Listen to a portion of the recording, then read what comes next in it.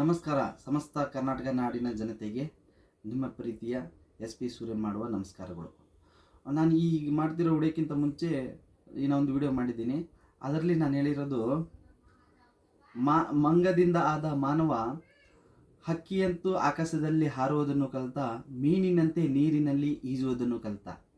ಆದರೆ ತನ್ನ ಜೀವನವನ್ನೇ ಯಾವ ರೀತಿ ಹೇಗೆ ಇದು ಮಾಡಬೇಕು ಅನ್ನೋದನ್ನೇ ಮರೆತ. ಸೊ ಅದರ ಬಗ್ಗೆ ನಾನು ಈಗ ಈ ವಿಡಿಯೋದಲ್ಲಿ ನಿಮಗೆ ಮಾತಾಡೋಕ್ಕೆ ಇಷ್ಟಪಡ್ತೀನಿ.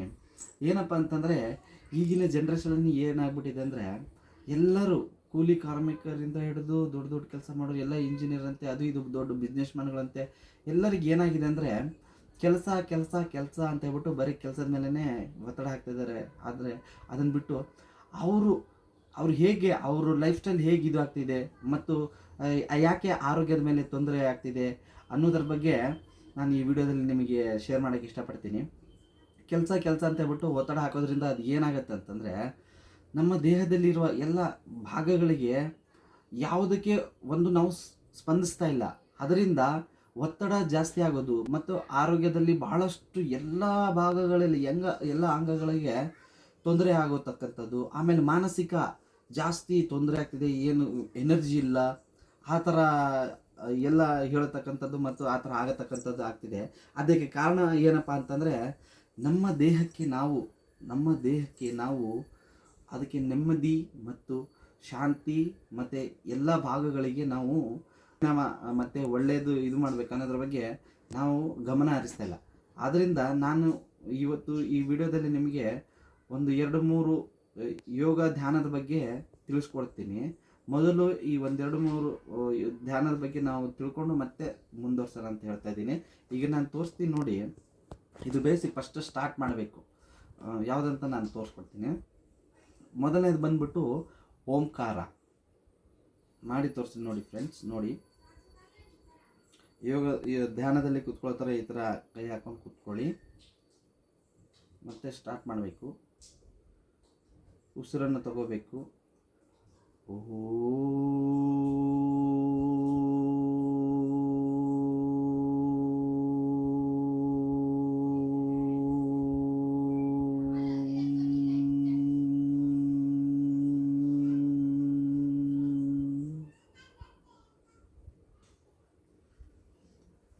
ಇದರ ಹೆಸರು ಓಂಕಾರ ಫ್ರೆಂಡ್ಸ್. ಇದು ಮಾಡೋದ್ರಿಂದ ಏನಾಗತ್ತೆ ಅಂತಂದರೆ, ನಮ್ಮ ಹೊಟ್ಟೆ ಭಾಗ, ಕೈಕಾಲು ಭಾಗ ಇದಕ್ಕೆಲ್ಲಗೆ ಸ್ಪರ್ಶ ಆಗುತ್ತೆ. ಈ ಎಲ್ಲ ನಮ್ಮ ಕೈಕಾಲುಗಳು ಮತ್ತು ಮೆದುಳು ಸ್ಪರ್ಶ ಆಗೋದ್ರಿಂದ ನೀವು ಮಾಡುವ ಕೆಲಸದಲ್ಲಿ ಎನರ್ಜಿ ಬರುತ್ತೆ, ಆಮೇಲೆ ಉತ್ಸಾಹ ಬರುತ್ತೆ. ಯಾವುದೇ ಕಾರಣಕ್ಕೂ ನಿಮಗೆ ಬೋರ್ ಅನ್ನೋದು ಆಗಲ್ಲ, ಸೋಂಬೇರಿತನ ಅನ್ನೋದು ಬರಲ್ಲ. ಅದರಿಂದ ಇದು ಓಂಕಾರ ಫ್ರೆಂಡ್ಸ್. ಇದು ಫಸ್ಟಿಂದ ಸ್ಟಾರ್ಟ್ ಮಾಡೋಕೆ ನೀವು ಒಂದು 11 ಸತಿ ಮಾಡಿ ಫ್ರೆಂಡ್ಸ್. ಆಮೇಲೆ ನಿಮಗೆ ರಿಸಲ್ಟ್ ಗೊತ್ತಾಗುತ್ತೆ. 11 ಸತಿ ಮಾಡಿ ಮತ್ತು 1 ವಾರ ಮಾಡಿ. ಎರಡನೇದು ಬಂದ್ಬಿಟ್ಟು ಭ್ರಮರಿ ಅಂದರೆ ಉಸಿರು ತಗೋಬೇಕು.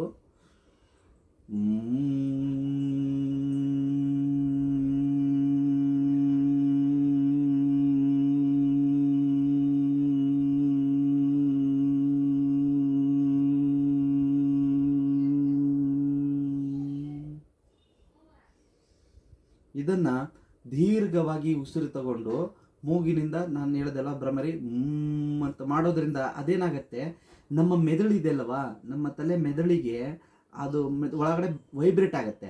ಅವಾಗ ಏನಾಗುತ್ತೆ, ನಮಗೆ ಕೆಟ್ಟ ಯೋಚನೆಗಳಾಗಲಿ ಮತ್ತು ಇದೇನು ಸೋಂಬೇರಿತನ ಮತ್ತು ಏನು ಜಾಸ್ತಿ ಮೈಯೆಲ್ಲ ನೋವಾಗ್ತಿದೆ ಆ ಥರ ಅನ್ನೋದೆಲ್ಲ ಹೋಗ್ಬಿಟ್ಟು ಮೈಂಡ್ ಫ್ರೆಶ್ ಆಗುತ್ತೆ ಫ್ರೆಂಡ್. ನೀವು ಎಷ್ಟೇ ಕೆಲಸ ಮಾಡಿದ್ರೂ ನಿಮಗೆ ರಿಲ್ಯಾಕ್ಸ್ ಅನಿಸುತ್ತೆ ಮತ್ತು ಇನ್ನೂ ಕೆಲಸದ ಮೇಲೆ ಜಾಸ್ತಿ ಇಂಟ್ರೆಸ್ಟ್ ಬರುತ್ತೆ ಫ್ರೆಂಡ್ಸ್. ಮೂರನೇದು ಬಂದುಬಿಟ್ಟು ಇವೆರಡು ಮಾಡಿದ ನಂತರ ಓಂಕಾರ ಭ್ರಮರಿ ಮಾಡಿದ ನಂತರ ರಿಲ್ಯಾಕ್ಸೇಷನ್ ಫ್ರೆಂಡ್.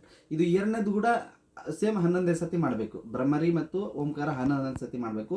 ಆದಮೇಲೆ ಮೂರನೇದು ಫ್ರೆಂಡ್ ರಿಲ್ಯಾಕ್ಸ್. ಇದರಲ್ಲಿ ಹೀಗೆ ಇದು ಕೂತ್ಕೊಂಡು ನೀವು ರಿಲ್ಯಾಕ್ಸ್ ಅಂತಂದರೆ ಉಸಿರು ತಗೋಬೇಕು. ಉಸಿರು ತಗೊಂಡು ಉಸಿರಾಡೋದು, ಮೂಗಿಂದ ಉಸಿರು ತಗೊಂಡು ಮೂಗಿನಿಂದ ಉಸಿರಾಡಬೇಕು. ಅದು ಒಂದು 5 ನಿಮಿಷ ಮಾಡಿ ಫ್ರೆಂಡ್.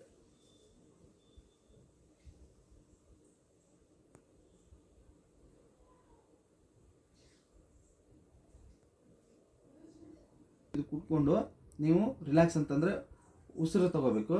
ಉಸಿರು ತಗೊಂಡು ಉಸಿರಾಡೋದು, ಮೂಗಿಂದ ಉಸಿರು ತಗೊಂಡು ಮೂಗಿನಿಂದ ಉಸಿರಾಡಬೇಕು. ಅದು ಒಂದು 5 ನಿಮಿಷ ಮಾಡಿ ಫ್ರೆಂಡ್.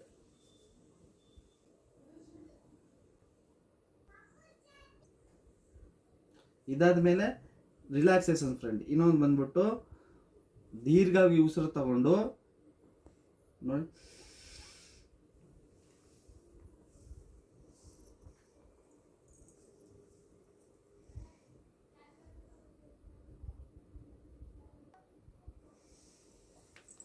ಇದು ಒಂದು 5 ನಿಮಿಷ ಫ್ರೆಂಡ್ಸ್. ಇದನ್ನು ನೀವು ಮಾಡಿ ನೋಡಿ, ಒಂದು 15 ದಿನ ಇದನ್ನು ಮಾಡಿ ನೋಡಿ, ಆಮೇಲೆ ನಿಮಗೆ ರಿಸಲ್ಟ್ ಬರುತ್ತೆ. ಮತ್ತೆ ಇನ್ನು ಮುಂದಿನ ವಿಡಿಯೋದಲ್ಲಿ ಈ ಯೋಗಾಸನ ಮತ್ತು ಮೆಡಿಟೇಷನ್ ಬಗ್ಗೆ ಹೆಚ್ಚಿನ ಮಾಹಿತಿ ಹೇಳ್ತೀನಿ ಫ್ರೆಂಡ್ಸ್. ಧನ್ಯವಾದಗಳು.